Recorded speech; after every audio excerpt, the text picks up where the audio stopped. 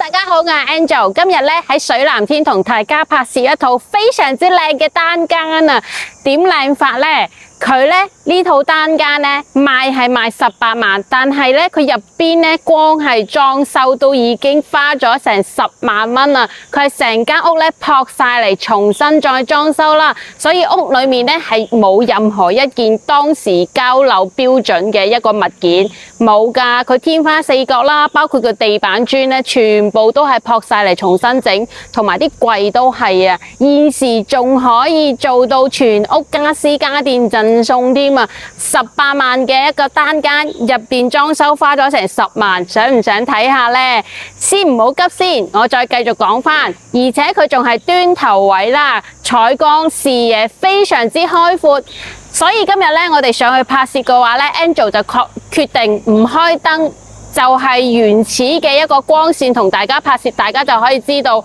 內籠咧嘅光線係幾咁充足啦吓。同埋咧，佢係朝西北嘅，咁樣咧下晝可以曬到我哋嘅太陽啦，做好晒我哋成間屋嘅風窗添，風窗都可以慳咗2萬蚊啊，唔使自己再封，所以咧呢套單位真係非常之抵啦吓。咁而家我喺水藍天咧，先睇下我哋屋苑外面嘅一種環境先。咁碧桂園嚟講嘅話咧，綠化係做得非常之好啦，同埋咧喺水藍天仲有一個好處就係咧，水藍天咧我哋行去市場買餸啊，就係過條馬路就可以到啦，即係一落樓過馬路就係我哋10里最大嘅街市銀富街市啦吓，買餸非常之方便啦。咁隔籬咧就係我哋一期嘅交通中心啦，所以咧我哋坐車去任何一個地方都非常之方便噶。譬如咧我哋有時咧突然之間想過深圳啊，咁落樓坐我哋嘅京橋巴士就可以啦。如果咧我哋想去5期啊，行下海邊啊，咁咧落樓坐我哋嘅免費穿梭巴士都可以到，而且係免費噶吓。咁京橋巴士咧一個人返深圳都係25蚊，即係全程高速都係非常之方便啦。OK， 18萬嘅單位裝修花咗10萬蚊嘅單間係點咧？跟住我嘅鏡頭去睇片啦。OK， 咁我哋而家嚟到呢套單位啦吓，咁 Angel 再重複講多一次呢套單位嘅詳細資料先。咁而家咧 Angel 喺水藍天呢度同大家拍攝一套單間，呢套單間咧現時咧係只需要18萬就可以到手啦。咁佢嘅特色係咩咧？佢嘅特色就係佢裝修咗成10萬蚊啊！入邊咧佢係完全成間屋撲晒嚟，重新再整過，重新再裝修嘅，所以佢入邊冇一件物品咧係當時咧我哋嘅交收標準冇一件係吓，所以咧佢全間屋咧都撲晒嚟重新裝啦。咁同埋咧佢呢個咧屬於端頭位啦，咁佢個陽台視野都係非常之好嘅，係個 L 字形嘅，仲做埋我哋嘅風窗添。OK， 咁如果想要單間嘅朋友咧，呢一套可以跟住我哋個鏡頭繼續睇翻啦吓。咁呢一個咧，我哋喺門口呢度，業主已經係做咗我哋嘅防蚊門啦。咁有個防蚊門嘅話，到時我哋一開窗咧就好扯風啦，可以南北對流咁啦吓。咁入到我哋呢個單位咧，佢就係得翻呢一道門係交收標準，入邊真係成間屋都冇啦。咁佢呢一道門咧就係我哋嘅交收標準啦，佢同埋個鎖咧都係冇換嘅，但係佢呢個機械鎖仲係非常之新啦，包括成道門同埋個門框都已經係仲有90%新嘅，所以唔怪得知佢冇換啦吓。咁佢嘅密碼鎖就冇換嘅，仲係用翻我哋原始嗰隻機械鎖啦。中意用鎖匙嘅朋友啦，驚唔記得密碼嘅，咁我哋到時換翻個鎖芯就可以啦。咁如果已經習慣用密碼鎖嘅朋友咧，到時咧我哋換翻個密碼鎖咧，幾百蚊到幾千蚊都有嘅，都係非常之方便啦吓。咁一入嚟呢邊咧，就係我哋嘅一個開放式廚房。咁呢個開放式廚房嘅話咧，其實佢真係連呢一個位啦，呢一個位啦，全部都係重新裝嘅，真係撲晒嚟做啦。呢個抽油煙機咧，睇得出佢其實就係冇用過嘅。呢個應該係香港業主啦，佢間中翻嚟嘅話咧，佢係冇乜點煮餸啦。咁有我哋嘅消毒櫃咧，咁平時可能淥翻啲麵啊，或者淥翻啲青菜啊，或者係海鮮食一食，呢個就係我哋嘅水壺啦。咁佢上面咧原始嗰個櫃咧，係佢入邊應該係冇撲，佢入邊仲係我哋原始嘅櫃，就係木質嘅。咁佢出面呢度咧就係換咗我哋一種咧比較好抹啦，又唔驚潮濕嘅一個門啦，咁樣就會比較好啲啦。平時打掃衛生啊，都係非常之好啊！佢連個天花咧都係重新整晒，地板磚都係嘅，所以佢真係成間屋咧都好用心咁重新裝修啦嚇。呢度咧，如果喺呢邊經常居住咧，呢邊其實可以擺翻我哋嘅消毒櫃啦，或者係洗碗機都可以嘅。嗱，呢度都有我哋嘅儲物空間嘅嚇，一排儲物空間，上面一排儲物空間，睇得出佢平時咧翻嚟嘅話就可能蒸下嘢食啊，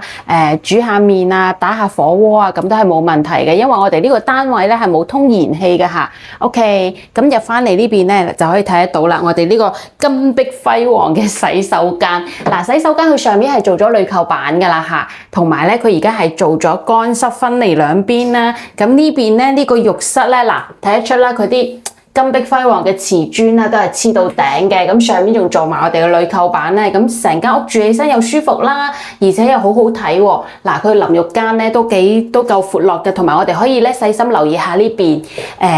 佢都做咗我哋一個咧置物櫃㗎啦嚇，呢邊置物架啦，咁可以放我哋啲沐浴露啊、洗頭水啊，同埋小朋友玩嘅地方。咁呢個位咧，咁佢做埋置物櫃嘅話，咁我哋嘅儲物空間同埋咧，我哋使用起身嗰陣時就係非常之方便啦，好用心啊！嗱，佢連呢個洗手池、洗手台都係重新整過嘅，下面有個大嘅置物空間，咁咧佢個化妝鏡後面咧都有我哋嘅置物空間嘅，呢邊都有嘅，所以真係非常之用心啦。而且咧佢係每一處空間咧都盡量利用翻嘅，睇起身一套單間都可以做到咁大咁闊落。佢仲呢邊就係我哋嘅智能馬桶啦，佢連我哋嘅馬桶咧都係整咗個智能馬桶啦嚇。基本上到時我哋真係可以拎包入住，都唔需要我哋重新再點樣整啊，或者換個馬桶蓋都唔需要啦。仲有我哋嘅萬家樂嘅一個熱水器啦嚇。OK， 咁睇完洗手間，我哋行翻出嚟就係我哋嘅內籠啦。入邊呢度咧，基本上全屋家私家電都係贈送嘅，除咗呢個雪櫃之外啦嚇，咁唔緊要嘅，雪櫃到時我哋自己買翻補充翻啦。但係你除咗雪櫃見到嘅嘢，我哋都會送噶啦嚇。我可以介紹翻呢個衣櫃，呢個衣櫃嘅話咧，佢係訂做衣櫃嚟㗎。嗱，睇到啊，到頂嘅一個訂做衣櫃，佢連呢個轉彎位咧都係利用翻嘅。呢個轉彎位可以平時擺下我哋啲相啊，或者日常嗰啲比較多經常用嘅雜物就可以擺翻喺呢個櫃啦。咁呢度咧，呢個咧就係我哋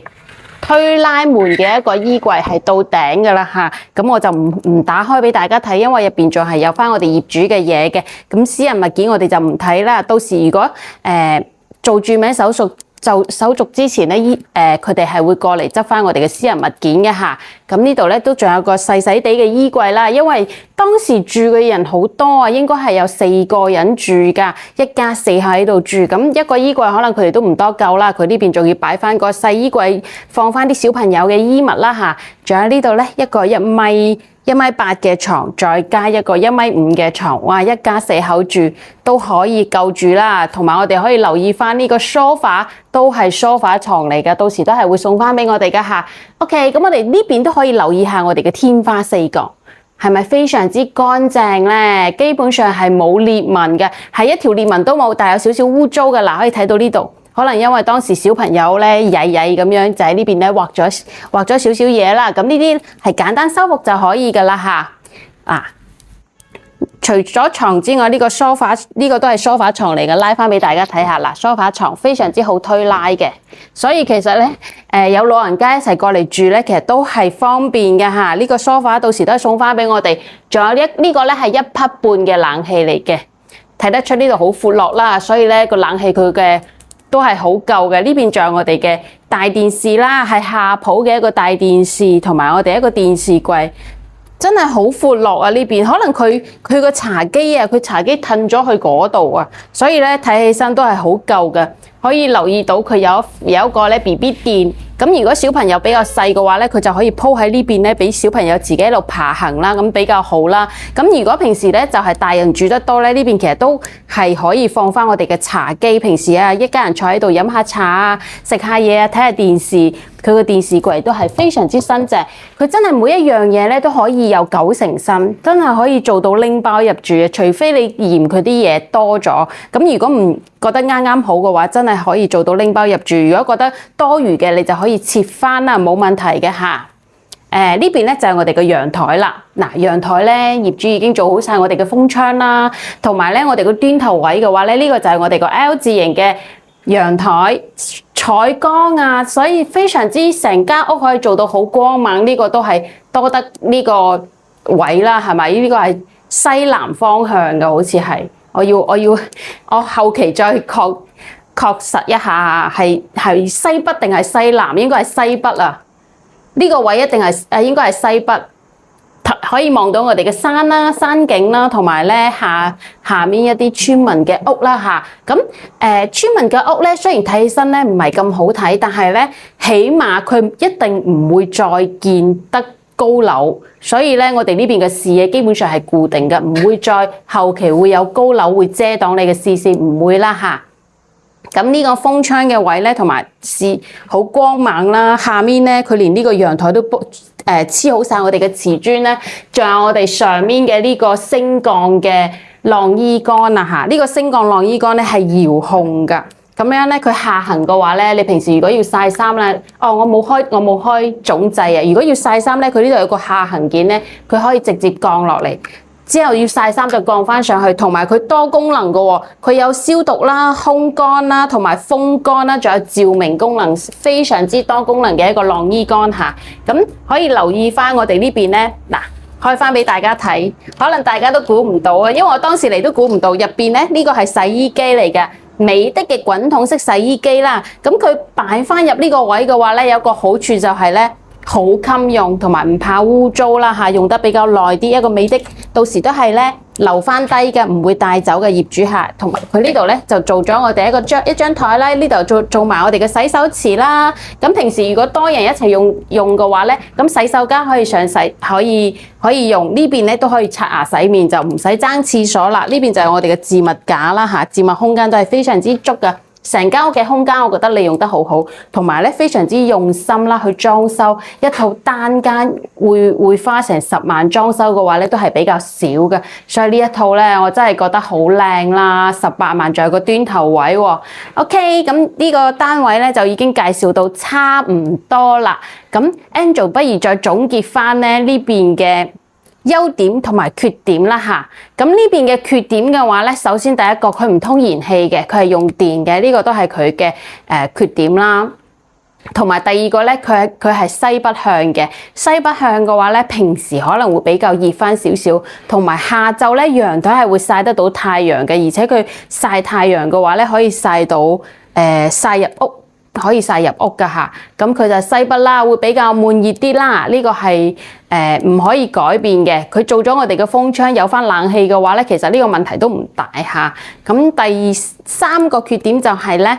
我哋呢個係18樓，可能有啲人咧會唔中意18樓呢個數字啦。咁呢3個就係佢嘅缺點啦。咁優點嚟講嘅話咧，就係呢間屋18萬可以做到拎包入住啦，唔需要我哋重新裝修，甚至牆都唔需要我哋重新油，可以話做完住名手續，夜晚我哋就可以搬過嚟住啦。咁同埋成間屋又做好晒我哋嘅風窗，呢個都係